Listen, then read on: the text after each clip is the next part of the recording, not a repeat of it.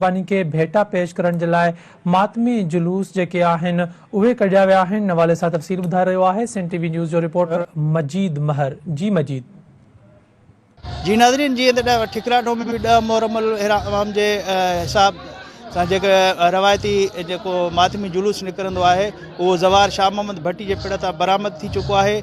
जेको मातमी जुलूस आहे शहर जे रवायती रूटनि तां शाही बाज़ार ढक बाज़ार खां थींदो जेको मंझंदि जो लतीफ़ इमाम बारगाह में पहुचंदो जिते नमाज़ ज़ोहरैन अदा कई वेंदी। नमाज़ ज़ोहरैन खां बाद में जेको जामे मस्जिद बाज़ार में मजलिस अदा कई वेंदी ऐं हिते जेका जुलूस जी सिक्योरिटी आहे मुबारकपुर SHO जी अॻुवाणी में 20 अहलकारनि साण जेका हिते आहे तमामु सख़्तु कई वई आहे।